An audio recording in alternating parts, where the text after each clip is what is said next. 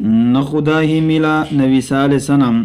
مصر میں ایک شخص مسجد کے برابر رہتا تھا، پابندی سے اذان دیتا اور جماعت میں شرکت کرتا، چہرے پر عبادت اور اطاعت کی رونق بھی تھی۔ اتفاق سے جب ایک دن اذان دینے کے لیے مسجد کے مینار پر چڑھا تو قریب میں ایک عیسائی شخص کی خوبصورت لڑکی پر نظر پڑی، جس سے دیکھ کر وہ اس پر دل و جان سے فریفتہ ہو گیا اور اذان چھوڑ کر وہیں سے سیدھا اس مکان میں پہنچا۔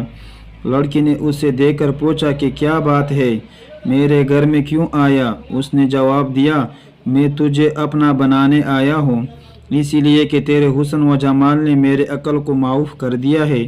لڑکی نے جواب دیا، میں کوئی تہمت والا کام نہیں کرنا چاہتی ہوں۔ تو اس نے پیشکش کی کہ میں تجھ سے نکاح کروں گا۔ لڑکی نے کہا کہ تو مسلمان اور میں عیسائی ہوں، میرا باپ اس رشتے پر تیار نہ ہوگا۔ اس شخص نے کہا کہ میں خود ہی عیسائی بن جاتا ہوں۔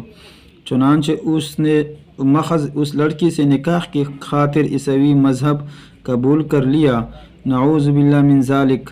لیکن اب بھی وہ دن بھی پورا نہیں ہوا تھا کہ یہ شخص اس گھر میں رہتے ہوئے کسی کام کے لیے چھت پر چڑھا اور کسی طرح سے وہاں سے گر پڑا، جس سے اس کی موت واقع ہوئی۔